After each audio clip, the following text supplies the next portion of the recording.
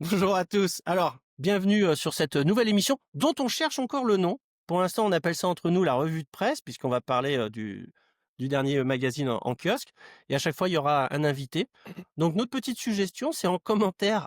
Donnez-nous des suggestions de noms pour cette rubrique et après on changera le titre par rapport à ça parce que pour l'instant, on sèche complètement. Je sais pas si toi, Bill, t'avais trouvé des trucs.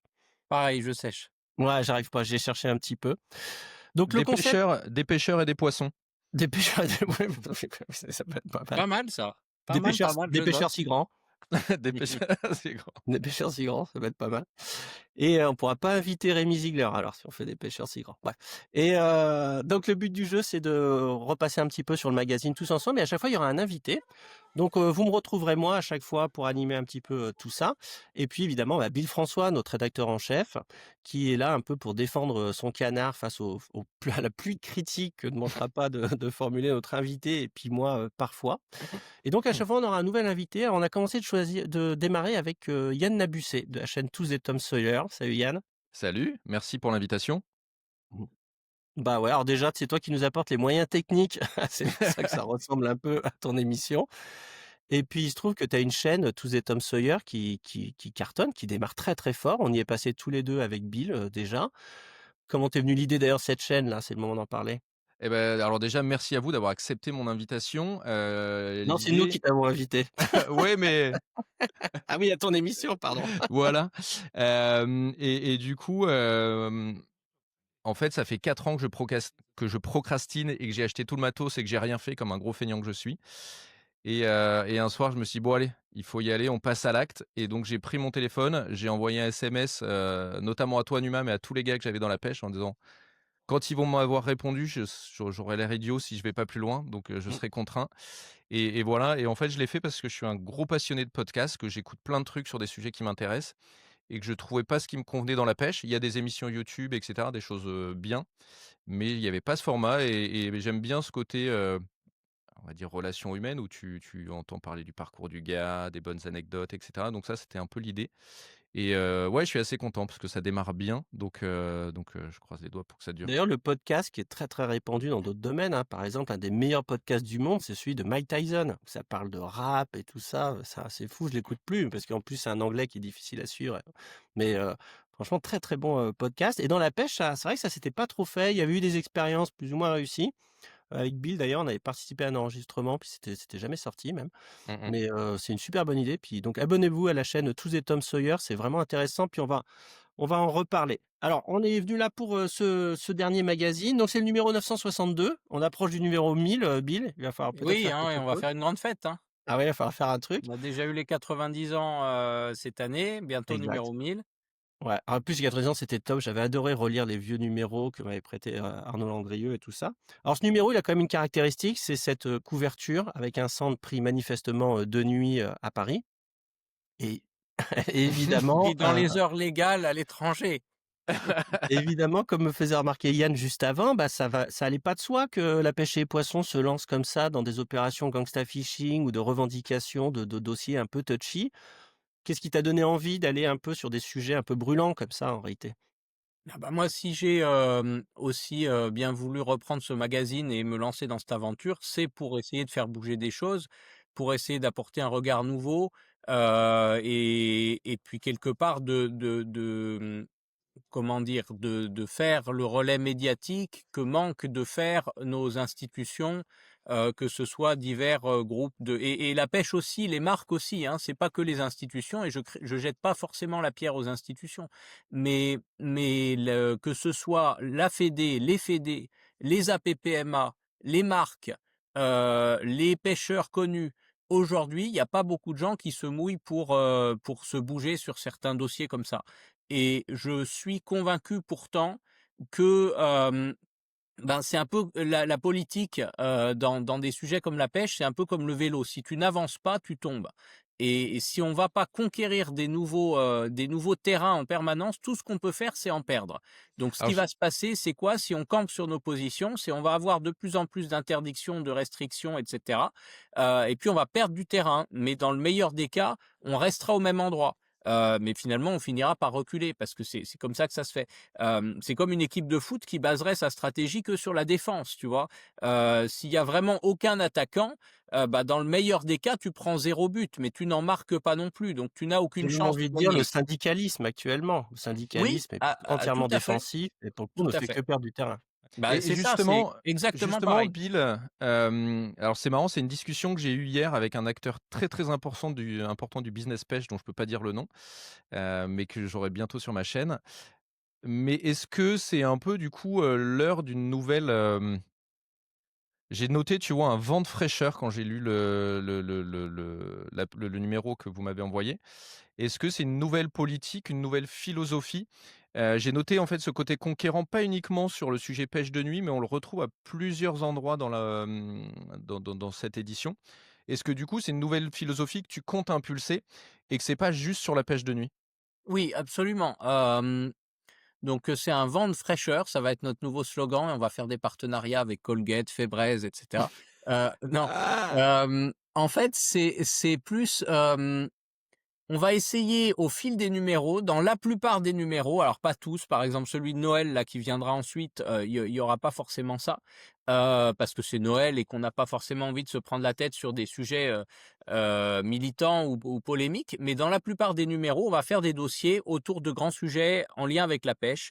Ça a été la pêche de nuit là, mais ça pourra être le live scope, hein, ça pourra être le silure et les polémiques autour du silure. Ou même si on est beaucoup, parmi les auditeurs de cette chaîne à être pour, il y a aussi beaucoup de gens qui sont contre et c'est important d'en discuter. Ça peut être l'image des pêcheurs, face aux animalistes, face dans la société en général, ça peut être les femmes dans la pêche. Enfin, il y a énormément de sujets qu'on va pouvoir traiter comme ça et où on va essayer d'ouvrir le débat, de donner la parole aux pêcheurs. Donc c'est pas forcément que nous qui parlons d'un sujet, c'est avant tout chacun qui s'exprime. On fera des sondages, on relaiera les discussions, pour essayer d'amener une réflexion, une discussion constructive qui peut-être peut pousser à l'action. Alors on est conscient qu'on n'est qu'un magazine, c'est modeste, c'est pas, nous qui allons, complètement tout changer, mais ça peut quand même, quand on voit l'histoire de comment les carpistes ont obtenu la pêche de nuit, la presse, elle a joué un rôle, assez important et on va essayer de jouer notre rôle au maximum pour, essayer un peu de faire évoluer les choses. Alors ça ne veut pas dire qu'on va devenir un magazine militant non plus, hein. Mmh. Il y a une partie engagée, de réflexion, de débat, mais le fond du magazine, ça reste de la pêche, du plaisir, des techniques pour apprendre et se faire plaisir au bord de l'eau. OK. D'ailleurs, un vent de fraîcheur, j'ai même envie de dire un mélange de tradition et de modernité, comme trouvent les très mauvais communicants quand on leur Mmh. demande un slogan. Donc il y a quand même le retour de la rubrique Belle Prise. Je plaide coupable, j'avais milité pour qu'on le fasse plus, parce que je trouvais que les réseaux sociaux pourvoyaient à tout. Et en fait, j'avais tort. Et alors, en particulier, ce qui m'a frappé, Bill, c'est le nombre de gamins qu'il y a dans cette rubrique Belle Alors, Prise je et qui voudrais donc permet de rappeler que la pêche et les poissons, je te donne la parole tout de suite après Yann, a évidemment une forte audience parmi les personnes de plus de 50 ans, avec un énorme panier d'abonnés, de personnes de 50-60 ans et plus, mais aussi un lectorat très, très jeune. Et on en parlait la dernière fois à table, avec je sais plus qui d'ailleurs, je crois que c'était avec Thibault Longis et Franck Rossmann. C'était cette idée aussi qu'il y avait quand même parmi les parents un encouragement à la lecture. Et donc en fait, beaucoup de pêcheurs achètent pour leurs enfants ou petits-enfants qui pêchent la pêche et les poissons. Donc c'est aussi donc c'est un magazine de vieux et de jeunes, j'ai envie de dire. Et c'est dingue, dans la rubrique Belle Prise, il y a que ça, il y a que des mômes. Yann, tu voulais parler? bah, oui, alors, on en avait parlé en discutant de ce projet ensemble, Numa. Moi, il y a un truc qui m'a interpellé, c'est qu'il y a que des enfants, mais le gagnant, c'est un adulte.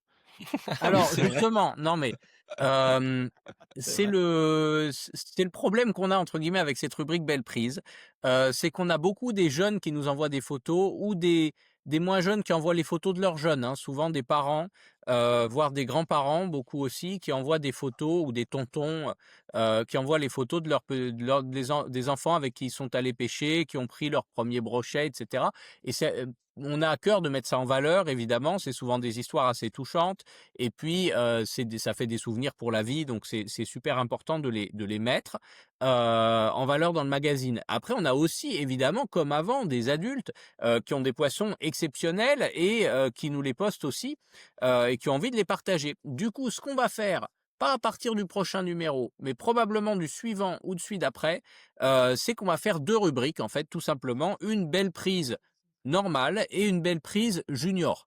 Comme ça, il y aura un lot pour chacun. Alors parfois, la prise des juniors elle peut être encore plus belle que la prise des adultes, donc le junior peut gagner dans les toutes catégories éventuellement. Mais comme ça, globalement, on n'aura pas de compète parce que c'est difficile de mettre en compétition un pêcheur de 40 Mmh. ans qui a pris un brochet de d'1,30 m et puis, un gamin qui a pris sa toute première carpe, au ver de terre, mais qui est hyper content et qui a fait une belle photo, quoi. OK. En Et en tout tiens, cas, d'ailleurs, cette je me suis rubrique, elle toujours est convenue, hein. interrogé là-dessus. Comment, on choisit ce que c'est que la belle prise? Parce que, il y a de tout, il y a du cyprinidé, il y a du salmo, il y a du carnat, enfin bref, il y a de tout. Alors il faut C'est nous quoi les envoyer un critères? chèque et c'est celui qui a le plus gros chèque. Non, en fait, on choisit oui, il y a de tout, donc c'est difficile, hem et c'est pas toujours le poisson le plus exceptionnel. La qualité de la photo et de l'histoire compte aussi. Donc il y a aussi un côté un peu coup de cœur, dans la belle prise. C'est sûr que s'il y a un poisson, vraiment d'exception, c'est quand même ça qui va l'emporter en général. Mais si la photo elle est pourrie et qu'il y en a un petit peu moins exceptionnel qui a pris une très belle photo, ça peut aussi l'emporter. Les critères importants, voilà, c'est, qualité du poisson, de l'histoire, de ce qui s'est passé du coup de ligne et puis la qualité de la photo. Et on a OK. déjà fait un article sur comment faire de belles photos. On en fera d'autres avec d'autres astuces, mais c'est important de prendre ça en compte. Et on refuse évidemment les photos, dans la cuisine ou, enfin sauf si vraiment il y a une histoire autour éventuellement. On n'est pas non plus des ayatollahs du no kill, hein. Mais, a priori, une photo d'un poisson mort, tout raide, tout sec, qui a perdu ses couleurs, on va pas forcément la publier, voilà. En parlant de poissons morts, tout secs, je passe rapidement sur les pages informations qui sont très intéressantes et de plus en plus intéressantes après numéro, je trouve. Il y a, l'évocation d'une vidange catastrophique en Corse. Alors sachez que la pêche et les poissons, on est sur le coup pour parler de celle d'Orient, mais il nous faut aussi un peu plus d'informations, donc là, j'ai pris quelques contacts, j'ai commencé à recevoir des éléments ce matin. On va en parler parce qu'en fait, les vidanges, c'est vraiment un vrai sujet pour les pêcheurs parce que c'est toujours une espérance déçue, hein, on va pas se mentir. Il y a peu de vidanges qui se passent vraiment, très bien et là, Orient, bah, c'en est un cas, voilà, absolument paradigmatique donc on va en parler, très prochainement. J'avance un tout petit peu, alors j'ai vu aussi que, par exemple, là, c'est sous la plume de Guillaume Barla, il y a quand même pas mal de retours de récits de pêche. Alors, plutôt des récits, très, très élaborés, de gens qui voyagent, très, très loin sur le globe. Là-dessus, Bill, c'est une volonté de ta part d'avoir quand même du beau récit de pêche, on sait que la narrativité, ça fait partie de l'halieutisme, hein, je veux dire, on va pas se mentir, mais il y a plusieurs manières de raconter des histoires de pêche. Il y a la façon youtubeur, on va dire, ou influenceur et puis il y a la manière un peu journalistique. Donc quel a été le choix? Alors là, par exemple, j'ai un truc qui s'appelle «L'Odyssée des cimes», voilà, avec un jeu de mots dans l'agrafé, qui est contestable, mais qui est là et qu'est-ce que tu as voulu faire? Parce que j'ai vu aussi qu'un petit peu plus loin, tu en avais un autre sur on en a parlé sur les grands espaces américains, vraiment super sympa. Il y en a un Quel est un aussi peu aussi ton il y en a aussi un sur le bass avec Sylvain le dentiste. Ouais, sur le bass, exactement. Alors là, c'est plus dans la rubrique grosse prise à la fin. Ça, c'est un héritage de Lionel Chocat, qui a été un très bon rédacteur OK. en chef et qui avait laissé ce truc-là à la place de la recette de cuisine, tout un symbole Alors et souvent, ils avaient les 2. D'ailleurs, nous, on va potentiellement reprendre des recettes de cuisine, hein, parce qu'on a ouais, beaucoup de gens qui se sont plaints, de l'absence de recettes de cuisine. C'est-à-dire que dans beaucoup de magazines de pêche, les recettes de cuisine avaient un peu dérivé, avec des recettes de saumon industriel ou de colin d'Alaska. Nous, on va essayer de revenir sur de la recette vraiment du pêcheur. Mais je vous en dis pas plus parce que, c'est pour, l'année prochaine, qui arrive bientôt, et il faut garder la surprise, on en reparlera ici. Le récit de pêche, c'est vrai que c'est un super moyen d'honorer une belle prise, donc on a cette rubrique, bah, c'est d'ailleurs toi, Nouma, qui avait proposé, de la remettre, au goût du jour, cette rubrique histoire de pêcheur, avec une prise exceptionnelle, une histoire sur un poisson exceptionnel, donc ça, on le fait. Le côté narratif, c'est important aussi. Le côté voyage, on essaye de se restreindre parce que beaucoup des gens qui écrivent bien, dans le monde halieutique, sont des gens qui pêchent la truite et qui voyagent. Et du coup, les plus beaux articles, très souvent, c'est des articles de mouches, de truiteux, et de voyages lointains. Or, c'est pas non plus tout notre lectorat. Donc on en met un peu, mais on peut pas mettre que ça parce que, on a quand même envie de savoir, pêcher chez nous et puis d'autres poissons que la truite qui est fermée une grande partie de l'année. Et bon, on essaye de promouvoir aussi le fait de découvrir d'abord ce qu'il y a près de chez soi, parce qu'on a des pêches exceptionnelles à faire en France. D'ailleurs, on pourrait développer des voyages de pêche pour faire venir des touristes de l'étranger. Malheureusement, il y a beaucoup de contraintes administratives qui rendent ça très difficile dans notre pays, mais il y a un gros potentiel halieutique quand même, qu'on le veuille ou non. On critique et c'est bien parce que c'est en critiquant qu'on fait avancer les choses, mais on a quand même des pêches exceptionnelles, que ce soit le thon, côté littoral, que ce soit, les gros brochets des lacs alpins, que ce soit les silures où on est quand même une des meilleures destinations au monde Mmh. pour le silure, La sans carpe? parler des carpes.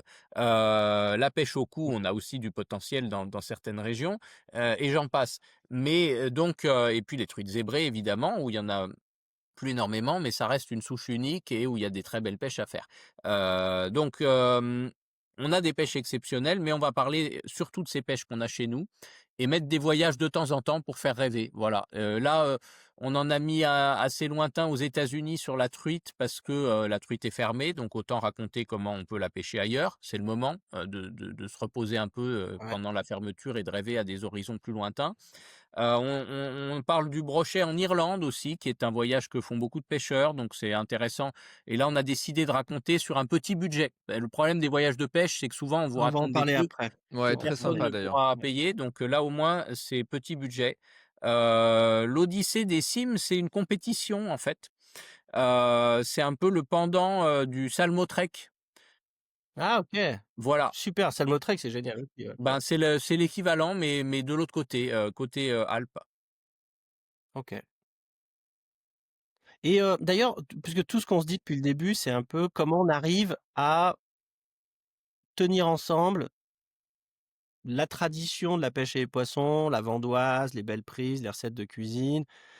Et puis, bah, la nécessité d'aller de l'avant, parler des sujets polémiques, parler du livescope. Alors d'un côté, on a Marengo qui va nous abreuver de termes anglais, dans des descriptions, Latin, Et philosophique. invitables. grec. Voilà. Et puis de l'autre côté, il y a la vandoise. Voilà, bon. Comment toi, en tant que rédacteur en chef, tu arrives un petit peu à faire tenir ça ensemble? Par exemple, j'ai un exemple tout bête, c'est qu'aussi il y a quand même un lectorat, hein, qui existe déjà, qu'il faut préserver. Je le dis, ça arrive sur Facebook. Je regarde beaucoup le Facebook de la pêche et les poissons, qui est très suivi, hein, 150 000 followers. Bon voilà, on a mis un post pour dire aux gars: «Attention, l'alcool ça ne réchauffe pas, hein, ça refroidit le corps». Bon voilà, il y a un mec qui nous a attaqué, encore un post moraliste, je pense qu'il a voulu dire moralisateur. Voilà, encore un post moralisateur et tout ça. Bon là, on sent que c'est une génération qui a aussi pas trop envie de se remettre en question, qui a pas vraiment envie de faut pas la pêche pour réfléchir, on va pas se mentir. Et puis il y a aussi tous ces jeunes qui arrivent, qui au contraire remettent en question les acquis des vieux quoi, enfin des certitudes, qui va un peu du côté des impensés. Comment tu fais pour arriver à faire cohabiter tout ce monde-là? Bah, on essaye de parler à tout le monde et puis, j'espère qu'on y arrive en fait. C'est pour ça aussi que c'est important d'avoir des retours. Donc n'hésitez pas aussi à nous dire là-dessus ce que vous en pensez en commentaire sur notre ligne éditoriale, sur ce que vous aimeriez voir plus souvent, ou moins souvent, sur les priorités parce que c'est pas facile et c'est d'autant plus difficile que les pêcheurs qu'on va avoir peut-être sur Facebook ou sur Insta ou sur, YouTube ici même, ne sont pas forcément les mêmes que ceux qui achètent le magazine en kiosque. Et on le voit par exemple, ceux qui nous écrivent pour les belles prises, il y a beaucoup de pêcheurs assez débutants, qui ont des techniques assez simples, beaucoup de pêcheurs au vif par exemple. Et tandis qu'ici là sur les réseaux sociaux, on va avoir plutôt des leurristes un peu plus pointus, un peu plus techniques et donc chacun va avoir un point de vue différent. Nous, ce qu'on veut, c'est qu'on soit dans sa première année de pêche à découvrir ou qu'on soit un spécialiste chevronné, on trouve de quoi apprendre dans le magazine, même quasiment dans chaque article, il y en est pour tout le monde. Parce qu'on sait Mmh. qu'il y a un grand turnover à la pêche, il y a beaucoup de débutants, donc Mmh. faut les nourrir, les alimenter pour qu'ils découvrent, qu'ils rêvent un peu, mais surtout qu'ils découvrent, qu'ils soient pas face à un Par truc exemple, il y a un technique. article de Guillaume Barlas sur les têtes plombées qui peut paraître un peu basique, mais il y a toujours des gens qui prennent le train en marche. On est obligé de leur expliquer si on veut pas perdre des pêcheurs. Ben, c'est ça et puis, il y a quand même, comme on est le magazine de toutes les pêches, il y a une grande diversité de pêches. Donc peut-être que ce qui paraît très basique sur les têtes plombées pour un pêcheur de cendre à la verticale qui fait ça toute la journée, Mmh. ça va paraître Exact. un nouvel univers pour un carpiste ou un pêcheur au cou qui s'y met. Donc on essaye de faire comme ça, d'avoir des articles pour tout le monde. On espère que ça marche, on espère que ça plaît aux lecteurs. Les chiffres d'abonnement ont l'air de le prouver pour l'instant, donc c'est plutôt pas mal, Même mais les on chiffres est de vente, hein, j'ai discuté avec l'éditeur quand mmh, on allait le voir ensemble et il a l'air d'être très content des ventes. Donc ça veut dire que pour l'instant, c'est ce que tu fais, fonctionne bien, hein. bah, en tout cas, ça a l'air et on essaye de continuer, mais on est ouvert à toutes les suggestions, toutes les propositions et on essaye d'enrichir en permanence le magazine comme ça. Je saute volontairement par-dessus le dossier pêche de nuit pour l'instant, on va se garder ça pour la fin. Yann, il y a des choses que tu as repérées toi dans le magazine? Oui, il y a un truc que j'ai repéré, qui m'a fait beaucoup plaisir mais qui n'est pas un truc récurrent et que, à titre perso, j'aimerais voir récurrent parce que c'est un sujet sur beaucoup de thématiques qui m'intéressent. C'est le sujet qui a été fait sur le Christy-Vomer. Pas que je sois passionné du Christy-Vomer, mais c'est l'angle qui me plaît beaucoup, l'angle très positif. Et en fait, on a parlé de pêche de nuit, on a parlé de pas mal de choses et souvent, et tu vois, on l'a dit au début de cet échange, on parle souvent de choses qui vont pas.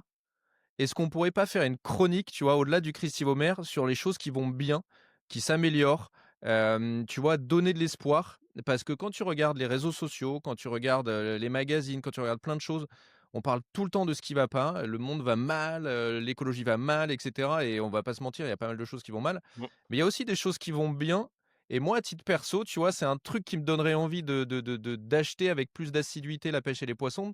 De dire, il y a la page Good News avec un sujet de fond, comme ça a été le cas avec le Christy-Vomer. En tout cas, je l'ai compris comme ça, tu vois? Qui est pas, qui est pas explicatif de qu'est-ce qu'un Christy-Vomer et cetera, mais de pourquoi ça a chuté, pourquoi ça revient, comment on a fait et cetera.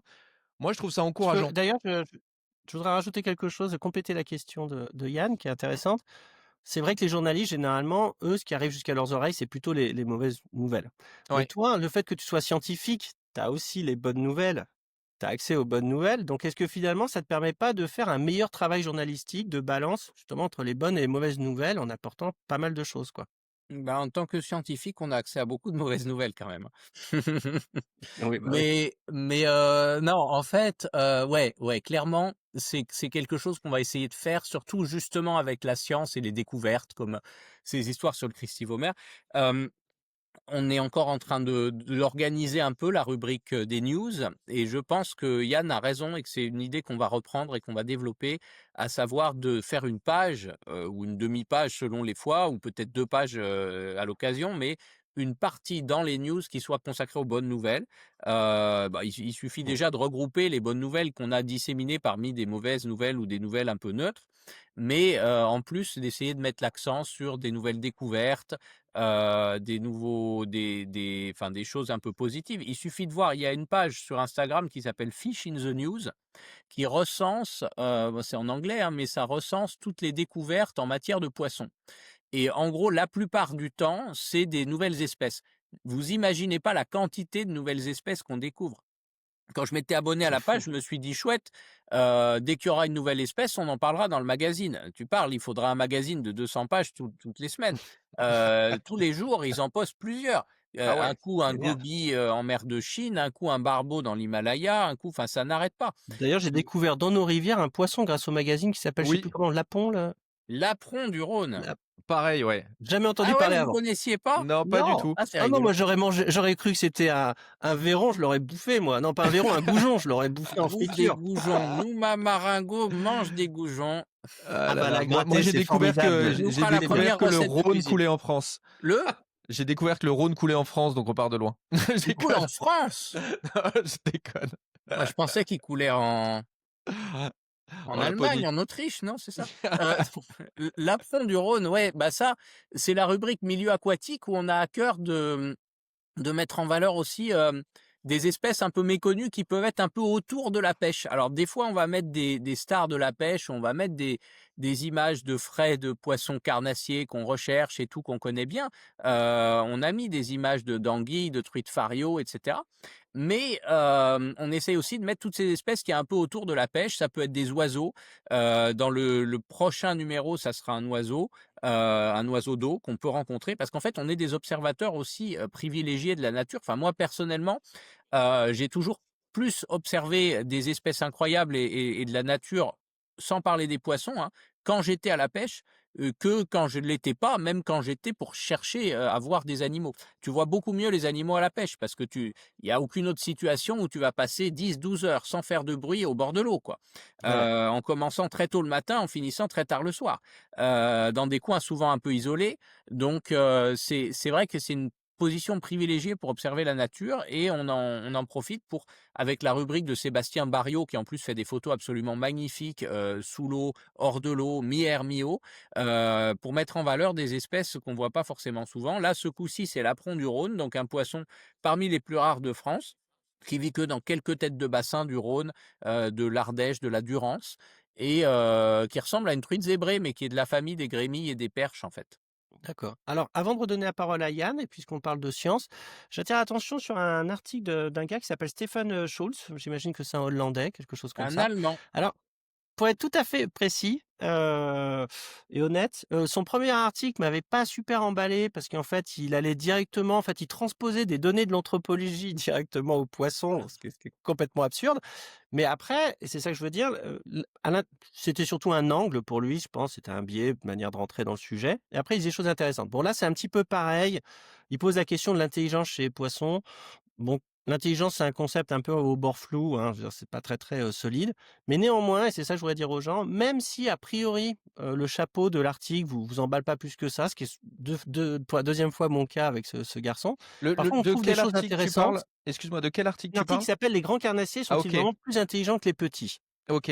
Bon, déjà, l'angle d'attaque est étrange, mais je veux dire, pourquoi pas? Je veux dire, c'est un angle et tout ça. Et ce que je veux dire, c'est que mais voilà, au début, moi, j'étais un peu réticent à rentrer dans le papier. Je me suis forcé à le lire pour ce podcast et quand même dedans, là où il est bon, c'est quand il transpose, des choses. Alors il y a des fois, c'est mauvais. Par exemple, quand il dit: «La recherche sur la douleur est très controversée, mais de nombreuses études confirment la perception de la douleur chez les poissons selon ma source». Bon, non, je change de source, en tout cas, faut pas une source unique. C'est pas aussi simple que ça.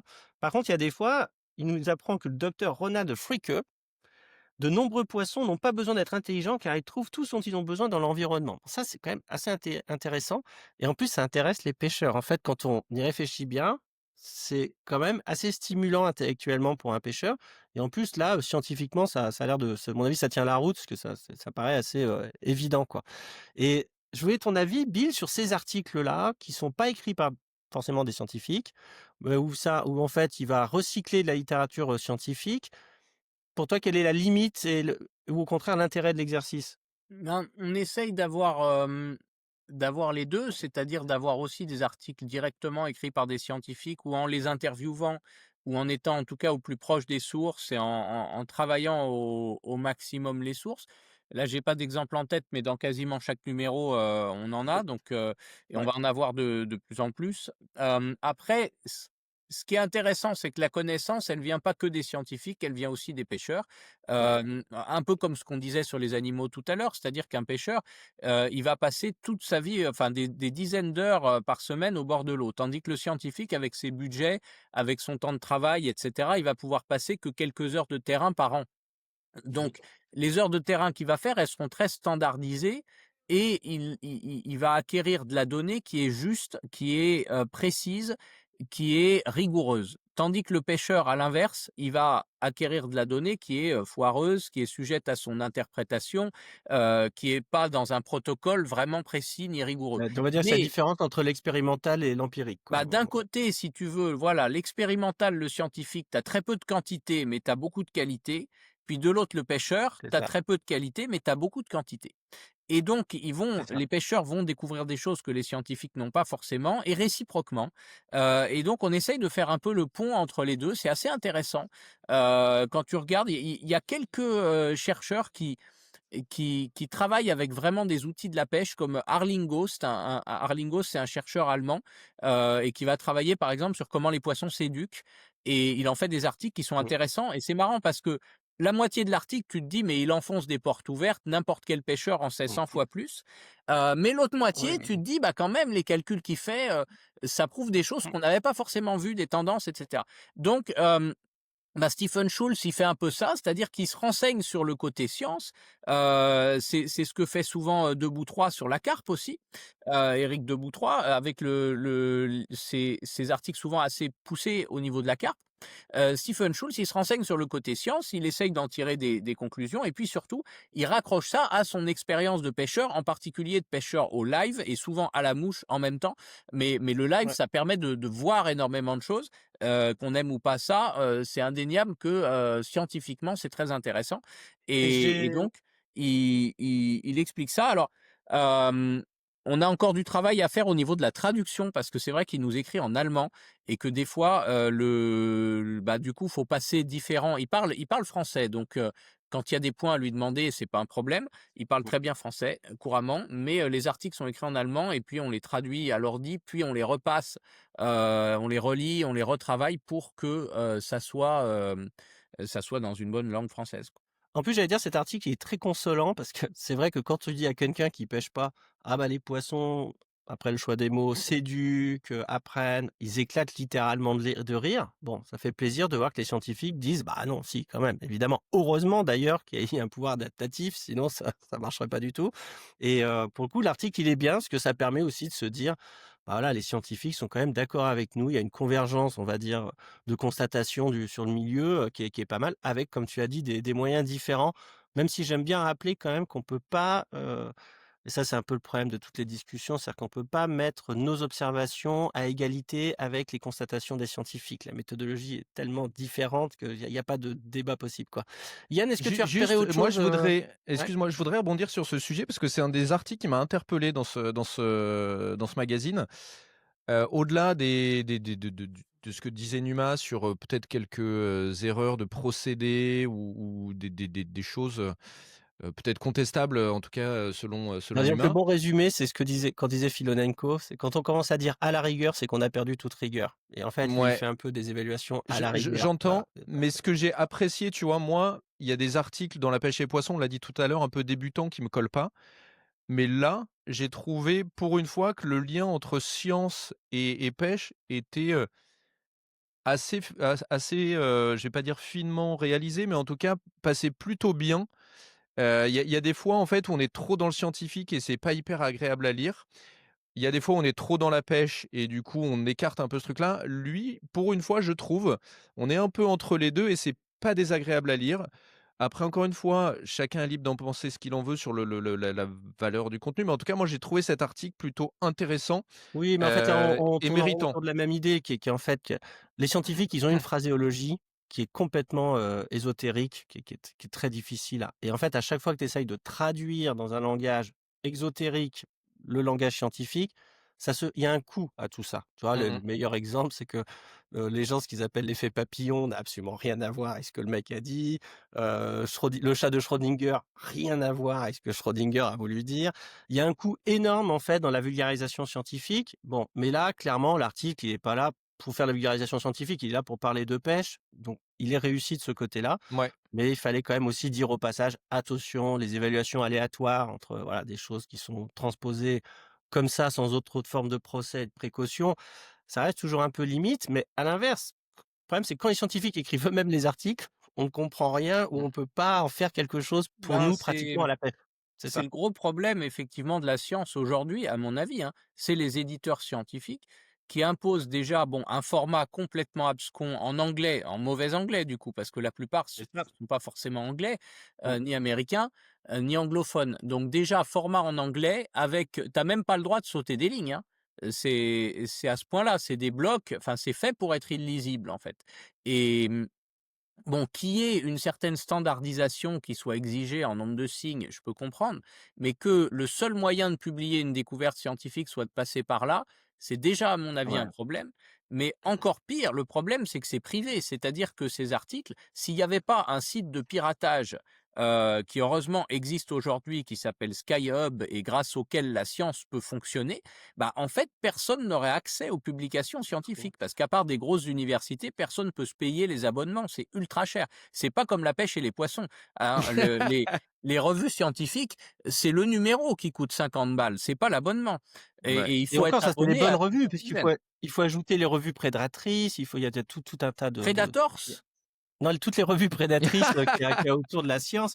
Non, mais je veux dire, c'est un labyrinthe Absolument. extraordinaire pour trouver, Oui, oui, oui, c'est tout pour le Ouais. un chercheur système et dont pour le personne ne lecteur. parle jamais. Mmh Mmh, mh. exactement. Mais, en tout cas, nous, on essaye, voilà, de vulgariser ces choses-là, de faire découvrir un peu ce que la science en sait.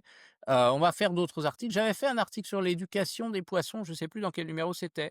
C'était bien. Mais en tout cas, on va continuer à développer ça parce que c'est important.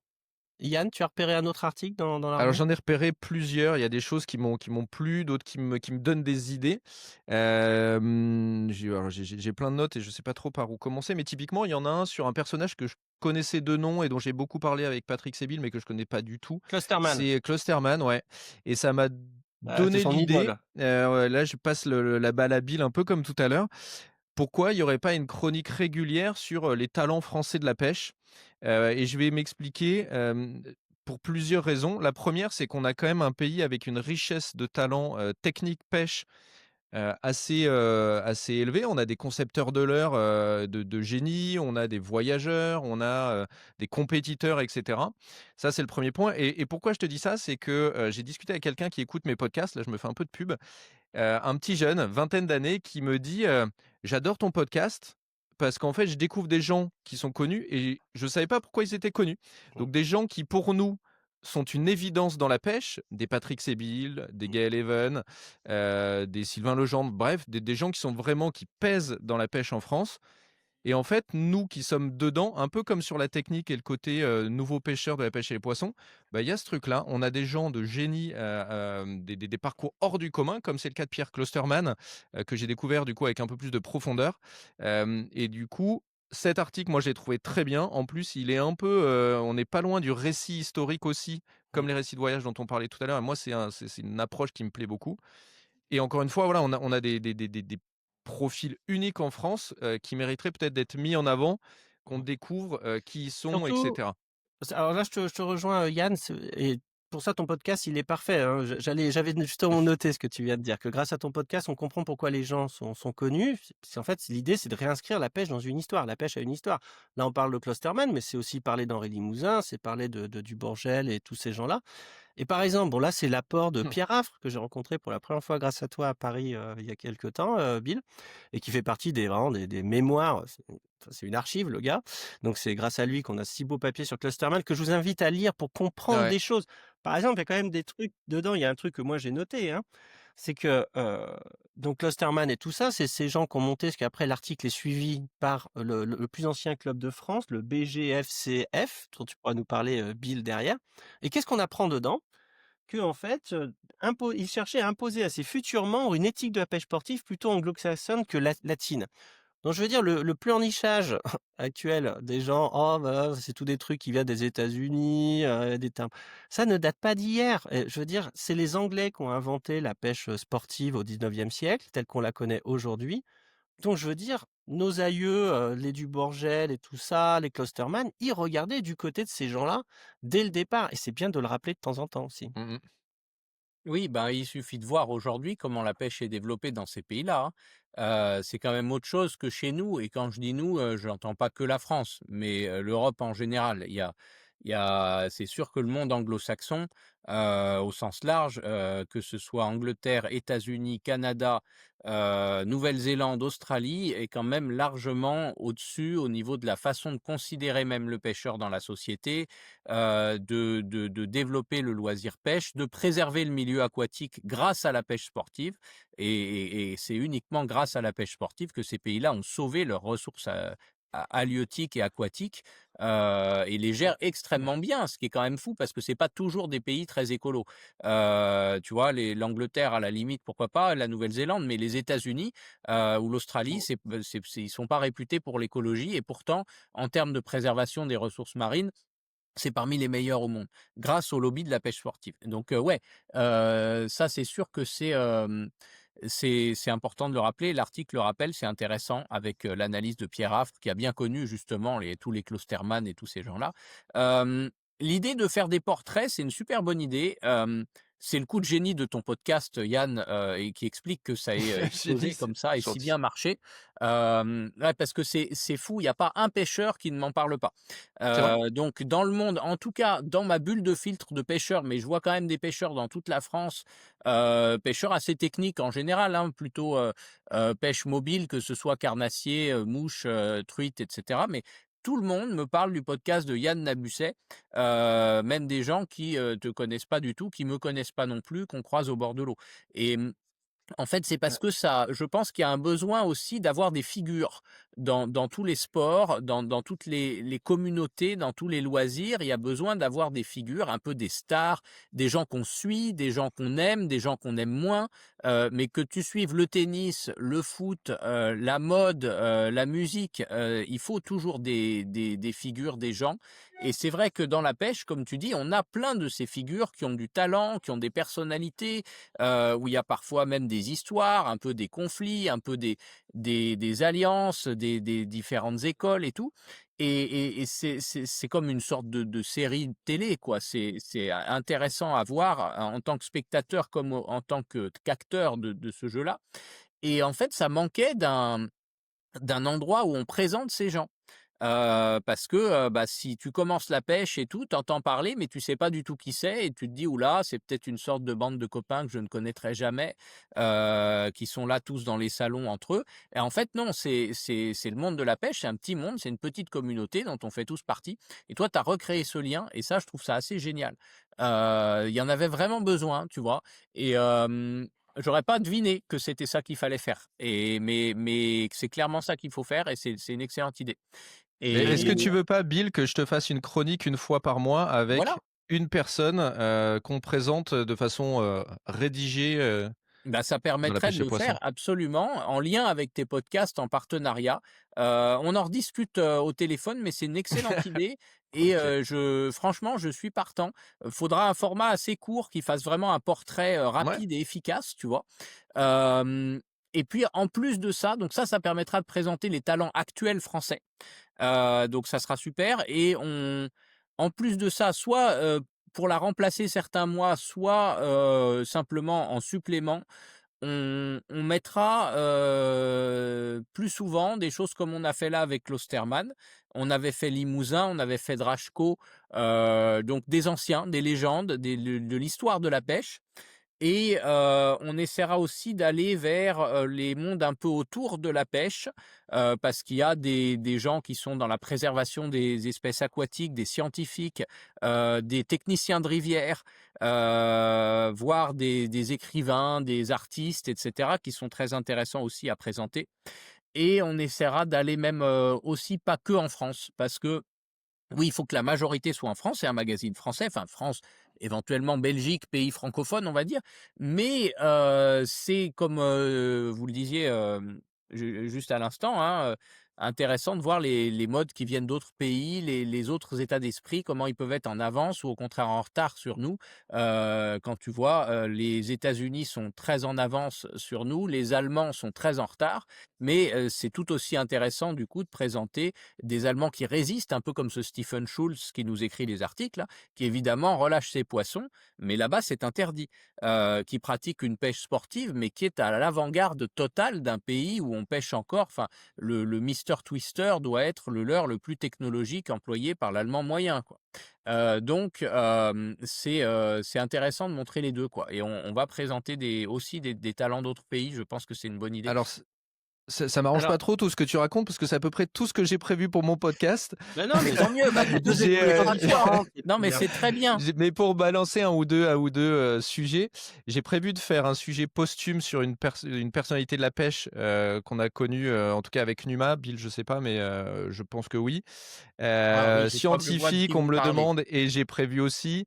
Bref, tu viens de lister plein de sujets que j'ai prévu de faire.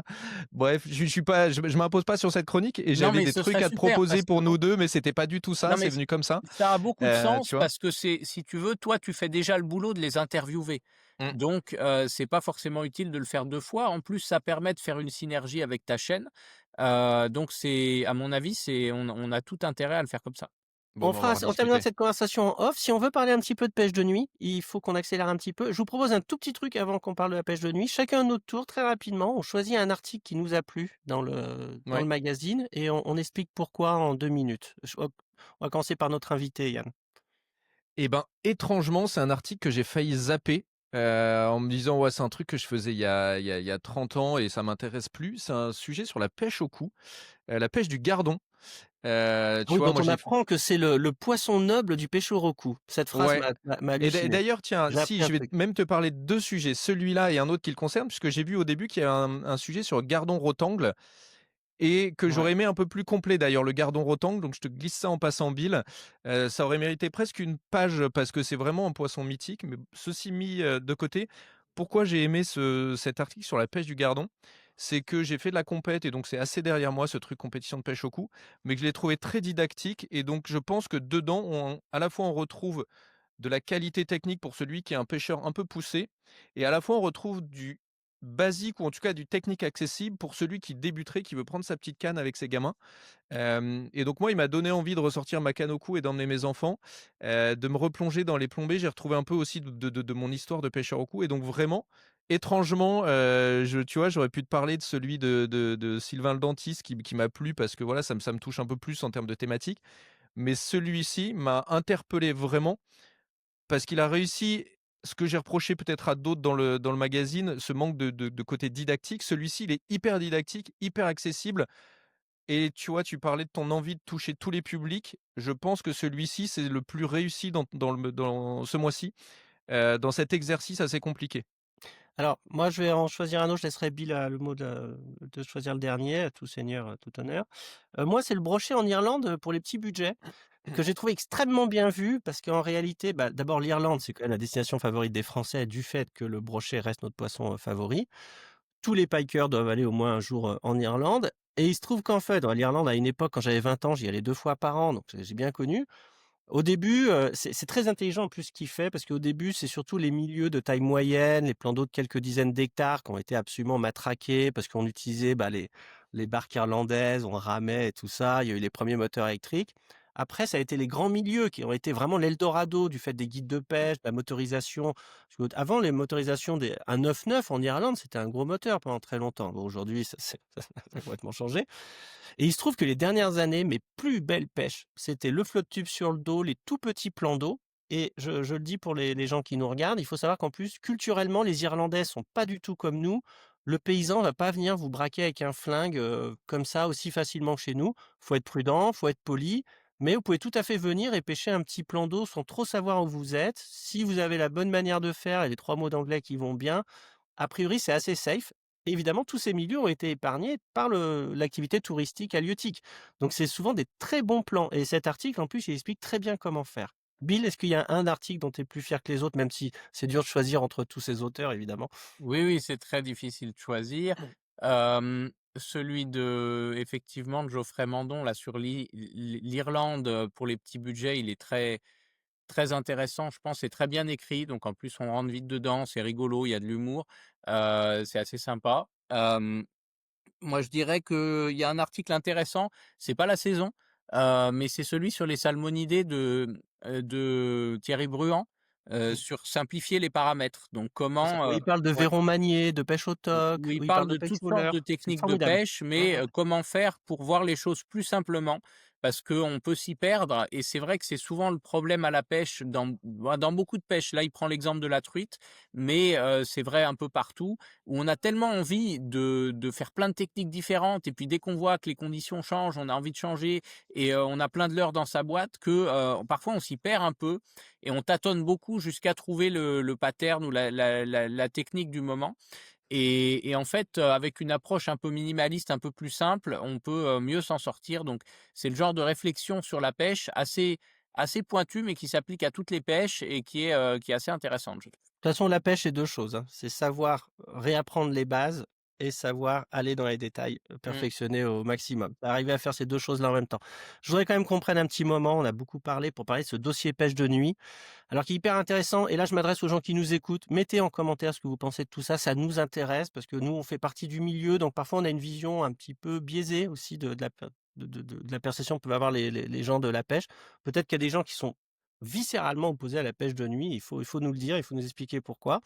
En tout cas, c'était quand même bien de poser le sujet sur la table. Je l'avais déjà fait à l'époque de Predator, mais ce qui est notable, c'est que la presse halieutique s'empare très, très peu de ce sujet et tu as un mot d'introduction sur une double page que j'ai trouvé hyper intéressant, en particulier pour un paragraphe et alors je pense qu'on va évoquer de temps en temps l'émission du Fishing Club qu'ils avaient faite sur la pêche de nuit qui était très bien et en fait, tu reprends un argument de David Dubreuil qui me paraît, excellent, c'est qu'en fait avec c'est un suicide politique cette histoire d'association de pêche de nuit puisque avec le changement d'heure, ça veut dire que là, les gens qui travaillent ne peuvent plus aller à la pêche la semaine, c'est fini. Mmh.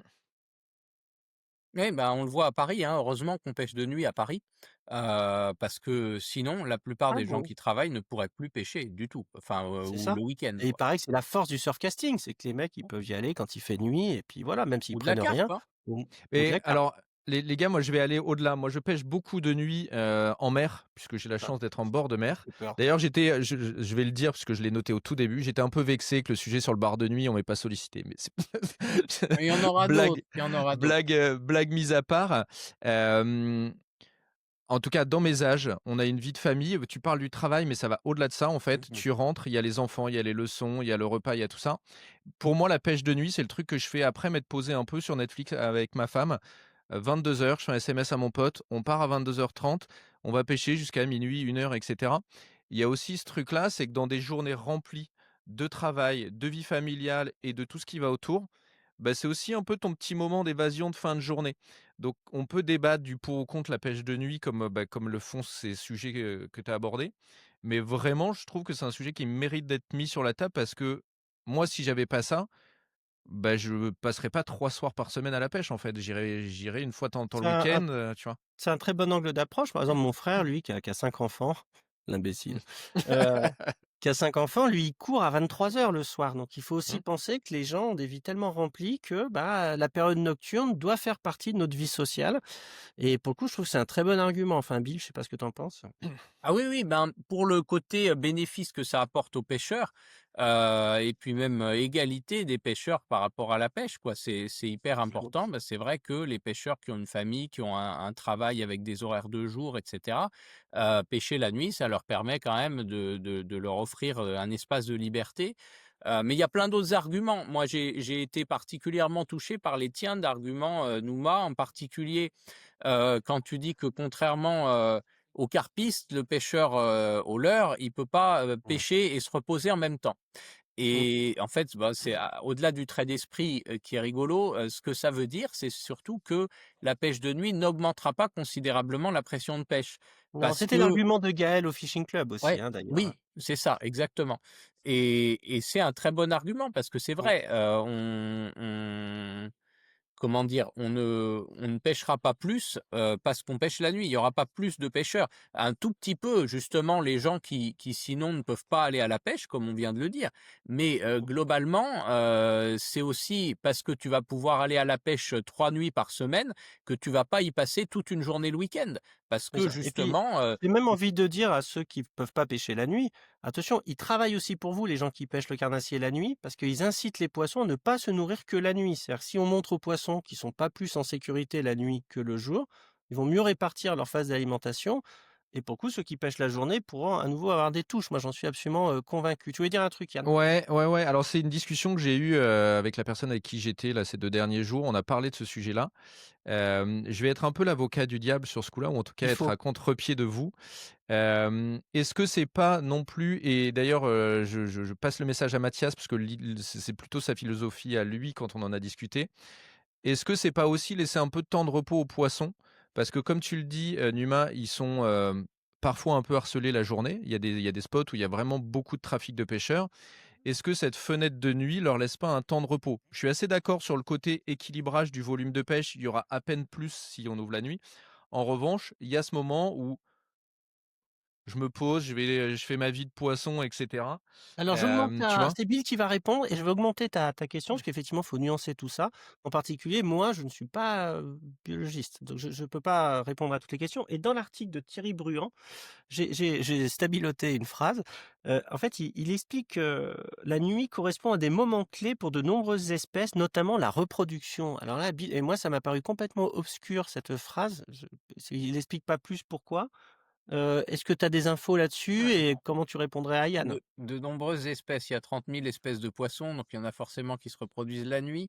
Non, oui, il y a des moments clés, mais il y a des moments clés le jour aussi. Enfin, ça, c'est et puis la reproduction n'est pas forcément le moment où les poissons mordent le mieux, ça dépend beaucoup des espèces, mais Ouais. hem et Bah, du disons qu'on coup protège celles qui mordent pas trop pendant qu'elles oui, se bah, reproduisent, comme le typiquement le brochet. brochet, hein, voilà, Ouais, voilà. va pêcher le brochet pendant la fraie. Alors tu as de temps en temps des endroits où par agressivité on peut les cartonner, mais en général, Donc c'est dur à c'est le prendre. meilleur Voilà. moyen de faire capot. Ouais. Hem, mais donc la nuit effectivement, ça laisse c'est sûr que d'avoir une période c'est comme la fermeture, d'avoir une période où on pêche pas, ça laisse un repos au poisson au niveau de son comportement et cetera et ça, c'est vrai que c'est un argument contre la pêche de nuit, qui est intéressant. Il y a aussi des poissons qui ne s'activent plus que la nuit, en lien ou pas avec l'activité humaine, parce qu'il y a pas que les humains qui arrêtent de pêcher la nuit. Il y a aussi, typiquement les hérons, hein, enfin et à part dans les zones comme Paris où c'est éclairé, le héron, il est quand même nettement moins actif la nuit. Les cormorans pareil, beaucoup de prédateurs et donc il y a des poissons, des individus, hein, moi je pêche pas mal la truite de nuit, j'ai tous les vices décidément. Hors de France, on est d'accord, hein? À l'étranger bien sûr. Et donc à l'étranger, on s'aperçoit, mais c'est sans doute pareil en France, que tu as certaines grosses truites qui sortent que la nuit.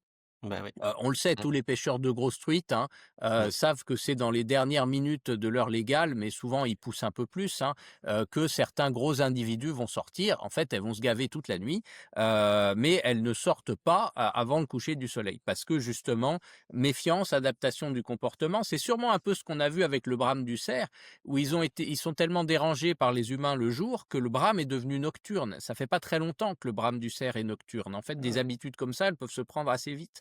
Et donc l'activité des poissons se décale sûrement pas mal vers la nuit et les pêcher la nuit, ben, rééquilibrerait un peu les choses, mais c'est sûr que ça perturberait une activité. Mais c'est déjà une perturbation le fait que ça soit la nuit. C'est ce que je veux dire par là, c'est que c'est déjà Ouais, pas ouais. forcément naturel. Mmh mh. Mais bon, de toute façon, moi je pense que dans la mesure où on fait du no-kill, pour la plupart d'entre nous, la pêche de nuit pose pas de problème. Ça pourrait être d'ailleurs sans doute la solution de dire pêche de nuit, oui, mais seulement en no-kill, parce que Ouais. un argument qui est souvent utilisé, qui est complètement débile quand on y réfléchit, mais que beaucoup de gens sortent sans y réfléchir, c'est de dire ouais, mais la pêche de nuit, ça facilite les contrôles. Alors ça, je leur réponds, d'interdire la pêche de nuit facilite les contrôles parce que Ouais. si tu vois un pêcheur la nuit, que tu es un garde, tu le prunes direct et tu pas à te Ouais. prendre la tête. Bon, ce à quoi je leur réponds, c'est complètement idiot parce que, c'est ça implique quand même d'aller, se réveiller la nuit quand tu es un garde si tu veux l'attraper donc Voilà. Il y a ça ne plusieurs trucs fonctionne là pas. là-dessus, je voudrais dire. Alors d'abord, Mmh. ce qui est vrai quand même dans cet argument-là, bah, qui est idiot en fait, hein, puisque si tu enlèves et les gardes et les Bah, pêcheurs, c'est il ça, reste plus que des braconniers. Bon, ça c'est d'accord. exactement. Mais ce qu'il y a, c'est qu'il faut aussi comprendre qu'en France, on ne pourra pas faire de contrôle la nuit, sauf ponctuellement avec la gendarmerie, tout ça, parce qu'en fait, l'état de la garderie ne le permet pas, Oui, mais les on mecs peut ils peuvent déjà pas bosser. pas. Mais Voilà. est-ce que Donc, c'est pas ça qui freine, les gars? Est-ce que c'est pas ça qui freine? non, c'est pas ça qui freine. À Parce mon qu'en avis, il y a fait, ce truc de, bah, il va falloir embaucher des gardes en plus, et cetera, et cetera. Du coup, trop cher, du coup, Ouais, on mais le fait pas, comme ça on est tranquille. oui, oui, mais pour le coup, si tu peux pas c'est embaucher des débile. gardes, faut mettre des pêcheurs. C'est Oui, le c'est ça, b.a-ba de la politique. exactement, c'est ça que je voulais dire. C'est C'est comme les que centres-villes, en fait. Là où tu mets des gens honnêtes, il y a beaucoup moins de délinquance, en fait. c'est ça, quitte à pas Et pouvoir Logique. juste, et est-ce que Bill a mis le doigt dessus? Excusez-moi de vous couper, les gars, mais Bill a mis le doigt dessus. Est-ce que le sujet, c'est pas tant la pêche de nuit que la pêche perpétuelle? Parce que si on raisonne sur les arguments que j'entends depuis tout à l'heure, en fait, pourquoi on fait une fermeture, tu vois, jour-nuit, Ah, mais justement, là, il y 365, a des tu réponses vois? là-dessus. C'est que, par exemple, l'une des raisons pour laquelle par exemple, tu parlais de la pêche de nuit en échange du no-kill. Là, il y a un très bon article qui rappelle l'histoire de Camus et de l'histoire de la lutte. Alors d'ailleurs, il y a une photo qui est extraordinaire, je fais une incise, mais il y a une photo dans l'article d'Éric de Boutroy, j'adore. Parce qu'en fait, quand on connaît bien la pêche, Je vais essayer de la retrouver après. Mais il y a quand même des gens dessus, c'est fou. Il y a Philippe Lagab, Éric Debout-3, enfin il y a des tronches qu'on n'avait pas vues. Alors je les ai là sous les yeux, c'est incroyable. Et Patrick Salor, je reconnais. Je crois voir Dominique Odiguet au loin, tout ça. Il y a Hubert Lachise, qui a une chaîne YouTube aujourd'hui, dont Ne j'ai dites perdu le nom, mais rien, ne parlez pas de lui, je l'interviewe demain. et voilà, qui est un super gars et tout, mais ça fait plaisir de voir des vieux de la vie. Mais il faut savoir par exemple qu'en fait la FNPF se heurte à un truc qui est aussi le code rural.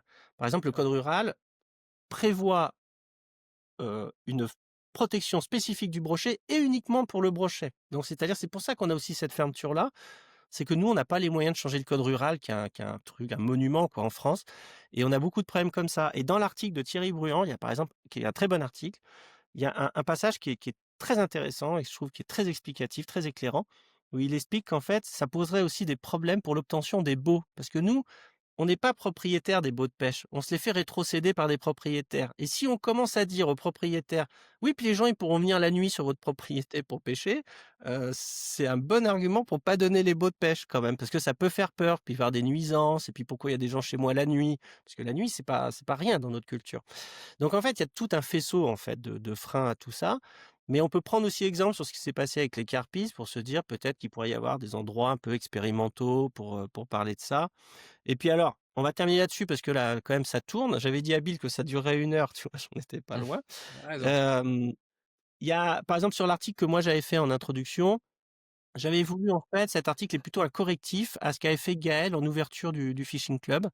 C'est-à-dire qu'en fait, souvent, on donne comme origine à l'interdiction de la pêche de nuit une période qui est un peu, qui est c'est pen la période un peu pendant l'époque napoléonienne, où en fait, il y a eu la rupture de la paix d'Amiens et puis un petit peu après, Napoléon va abdiquer. Bon, on est en guerre avec les Anglais et il se trouve que la pêche de nuit, d'un coup, est interdite, mais elle est interdite en mer, en Normandie. Je veux dire, ça n'a rien à voir avec ce qu'on vit aujourd'hui. Et en fait, je veux pas déflorer l'article, mais dedans, j'explique quelle est la véritable origine. Alors, il faut savoir qu'il y avait déjà des choses dans le droit, canon romain, qu'il y avait déjà une interdiction non écrite, mais qu'est-ce que c'est qu'une interdiction non écrite? En tout cas, Colbert, un jour, il pose les choses et il suffit d'observer dans quel contexte est posée cette interdiction pour comprendre pourquoi, en tout cas idéologiquement et non pas juridiquement, pourquoi idéologiquement on ne sort plus de cette interdiction. C'est-à-dire que c'est vraiment aussi l'envoi, ben, de la société moderne, hein, telle qu'on la connaît, avec un certain système de représentation, en particulier des masses. Et dedans, je pense que dans l'article, on comprend bien d'où ça vient, pourquoi ça perdure, aussi dans l'esprit du législateur comme étant une interdiction, légitime. Qu'est-ce qu'on pourrait rajouter sur la pêche de nuit avant qu'on clôture? On peut rajouter Hem, plein de choses, mais c'est un sujet qui est c'est un sujet qui est compliqué comme certains qui ont été abordés et c'est marrant parce que ce sujet, excuse-moi, hein, Bill, de t'avoir coupé. Ce sujet, il va au-delà de la pêche de nuit, il cristallise pas mal de choses. Bill, il a Oui. parlé de no-kill, on a parlé d'ouverture, fermeture, on a parlé de plein de sujets et en fait, moi je pense que ça va au-delà et c'est presque un bastion la pêche de nuit pour certains. Mmh. Selon l'idéologie dans laquelle tu es, ça peut être un bastion à faire tomber, ça peut être un bastion à ne surtout pas faire tomber. Et c'est là où les différents articles qu'il y a dans ce magazine poussent à la réflexion. C'est de se dire: «OK, qu'est-ce que j'en pense?» mais aussi comment on peut, voir le truc sous des prismes différents. Et j'ajouterais Enfin que voilà. là où Bill fait très bien son travail, c'est que contrairement à Predator, qui est un magazine ouvertement militant, là, La Pêche et Poissons reste une institution, voilà, qui englobe tout un tas de points de vue, différents. Et la manière dont c'est fait, c'est très bien puisqu'il y a même un article à la fin qui est une sorte de cours, d'épistémologie, déguisée et qui explique qu'il faut se méfier des phases argumentatives pour ou contre et que ce qui serait bien, c'est aussi d'observer la biologie, des poissons, d'observer exactement ce qui se passe dans les milieux, qu'on a besoin peut-être de plus de données scientifiques. Donc c'est pas un dossier qui tire, univoquement du côté, pour la pêche de nuit, même si nous, en tant que pêcheurs, évidemment, on y est favorable. Donc c'est équilibré, c'est bien fait, ça laisse la porte ouverte à tout un tas d'arguments, pour ou contre et c'est vraiment l'image du magazine. Bah, on parlait, voilà, je l'ai sous les yeux, alors là, Arnaud Landrieux nous parle de son basse-boat qui va à 200 km/h, mais on a le droit aussi au verron manié et tout ça et moi je trouve que c'est ce qui fait la valeur de la pêche et les poissons, c'est quand même sa richesse, quoi. Donc c'est ça qu'il faut préserver.